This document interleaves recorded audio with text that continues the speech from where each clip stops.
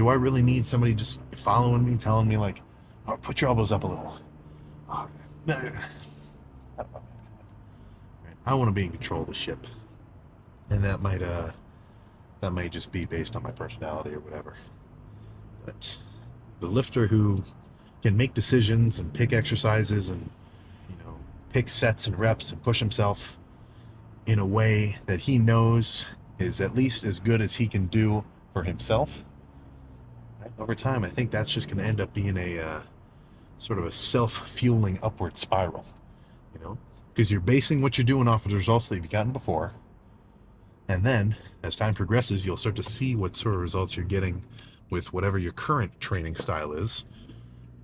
Whether or not you make drastic changes every few months, or if you kind of follow the same sort of routine.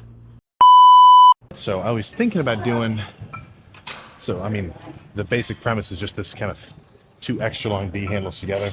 But even though it's still the basic, it's pretty much the same as just a normal push down, because you got to think my hands are right here, and I'm still just pushing down like this. But there's kind of an extra squeezing aspect when you've got two really long D handles like this together. Because even though, yeah, I am still doing a push down, like my hands are going to be parallel with each other, whatever.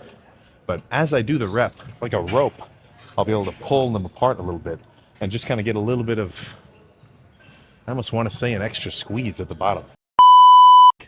Which situation is more likely for someone to go into the gym completely uninitiated and then, turn out as a lifter that's seriously capable of pushing themselves?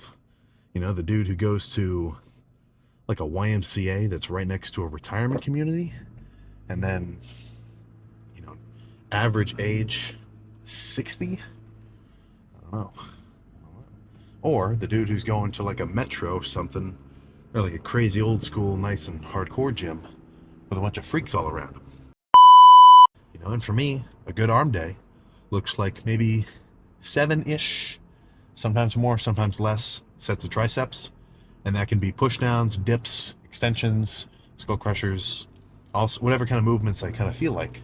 As long as I go pretty heavy on them and I really squeeze, I'm talking to like only being able to get a couple partials out level of, I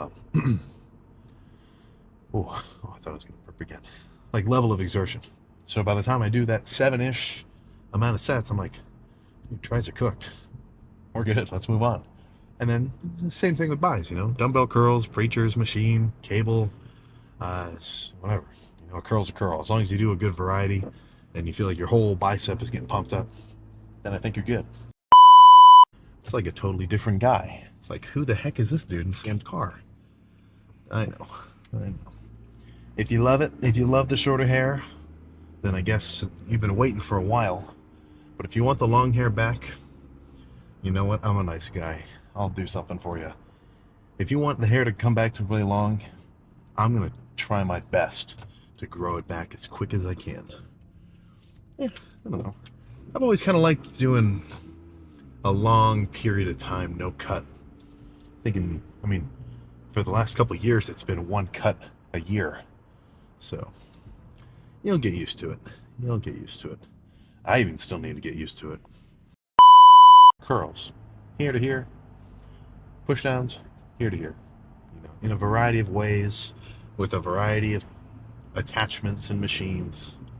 But if at the end of triceps you feel like they're on fire, you can feel them squishing against your lats, it's almost hard to straighten your arm out all the way, and you did some good sets, I think the triceps is done.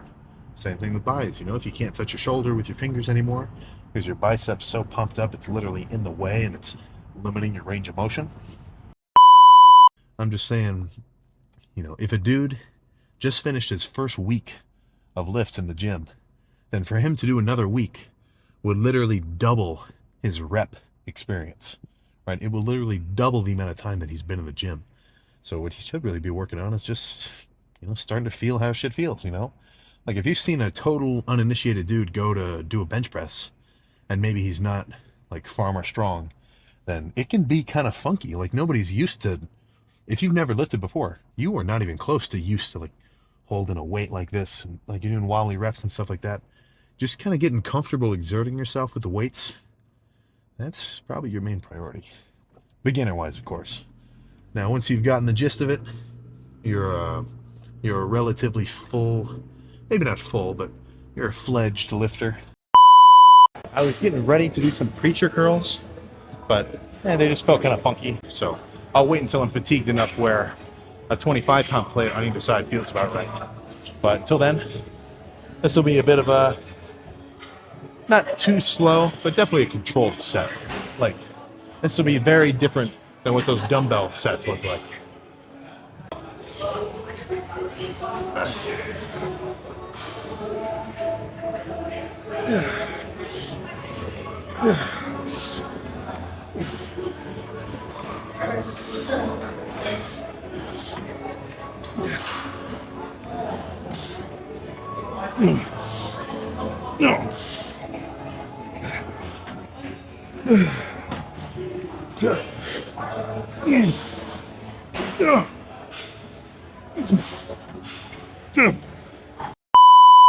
You know, and other body parts get a little more complicated, like with chest.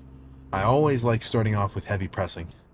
I feel like starting off with flies as your first movement may not be the best way to go about it, because if you're fresh and you're strong, I think you should be loading up your pecs with as much tension as you can in the beginning. And I'm not talking about 1 rep max, but I'm talking like failure at 10 reps, And then after that first couple sets of heavy pressing, the rest of the workout can kind of be, kind of up to me, up to my own discretion.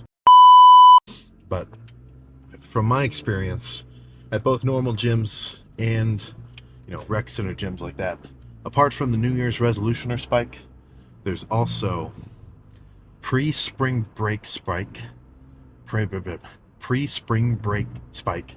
Like the week before spring break, people decide like, okay, now it's time to kick it into gear so I can get fucking huge before we head to the beach.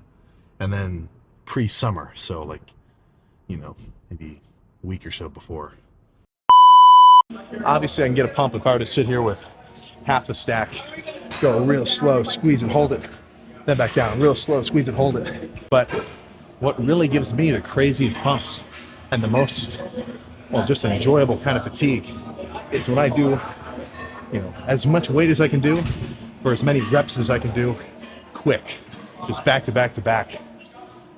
I'm not necessarily saying that's how you should do it, but that's kind of why I like doing sets like that. So instead, I think some cross body extensions will be nice. So I'm still trying to go as heavy as I can, but I want to be able to get at least 6, 8-ish complete reps before I get fatigued enough where I just have to, burn out with partials. Okay.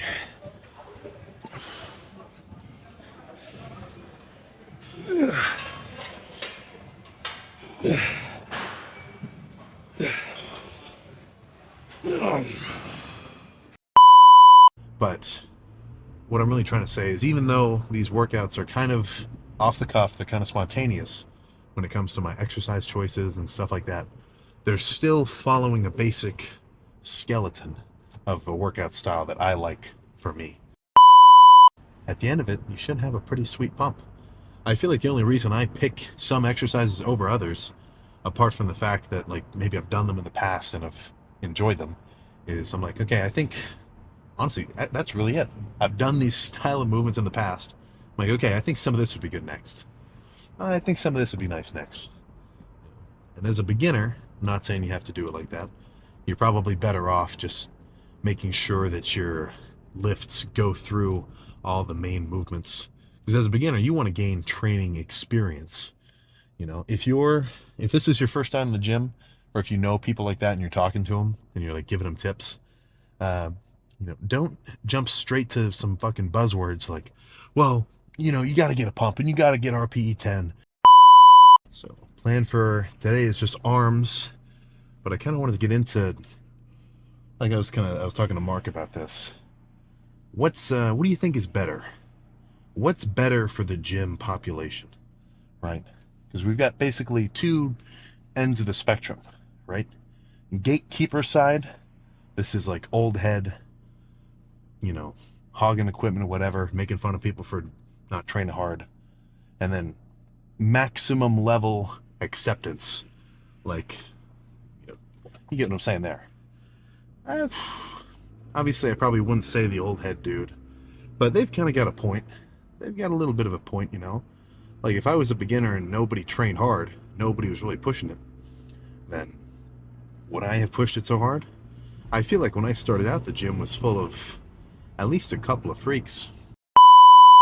I hope you beat the odds and you end up being one of the guys who sticks and then really pushes it. But statistically, we all know that the herd is going to thin out. But make sure you go hard, see if you can influence some of these new folks, some of these new characters. I hope you beat the odds. I'd give it a month before we're back to normal. Come on. There we go. But basic plan of the intended technique. You know, full stretch on top, like get real deep, and then when I get to the bottom, so like when I get to the bottom, I want to straighten my arms out all the way to the point where I almost want to feel like I'm trying to over straighten them, like I'm trying to bend them backwards. That's kind of the mental cue I'm imagining. High schoolers, middle-aged folks, some of our gray-haired stallions running around, just fucking everybody.